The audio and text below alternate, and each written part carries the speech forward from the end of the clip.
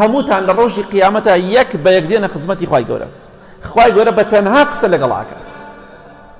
ئایا ئەمە ترسناکە یا کابرای قسەم لەگەڵا بکات؟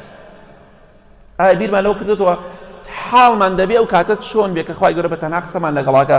هەتا لە صحیح بخاری مسلم داهاتۆ پێغەمبەری خوا فەرمێ صلى الله عليه وسلم ما منكم من أحد هیچ کەسێک نییە لە ئێوە، هیچ کەسێک نییە کەواتە یەک بە یەکمان إلا وسيكلمه الله يوم القيامة ليس بين الله وبينه ترجمان.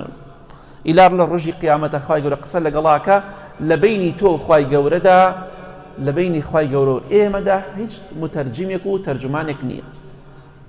کەواتە بزانە چی بۆ قیامەتی خۆت ئامادەکەی.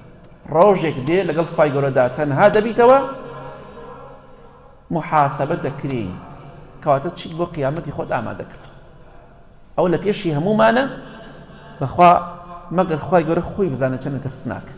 ئەگەر خوا ڕەحمان لێ نەکا دڵنیا بەتیا چی؟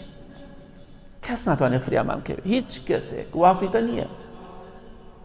کەواتە ئەمڕۆ خۆت ئامادەکە بۆ محاسبەی خوا بۆ لیقای خوا، چونکە دڵنیا بە لیقای خوا و گەیشتن بە خزمەتی خوا لە پێشمانە یەک بە یەک دەگەینە خزمەتی خوای گەورە. کەواتە شتێک بۆ ئەو ڕۆژە ئامادەکە بۆ ئەوی شەرمەزاری لای خوا نەبین هەمومان.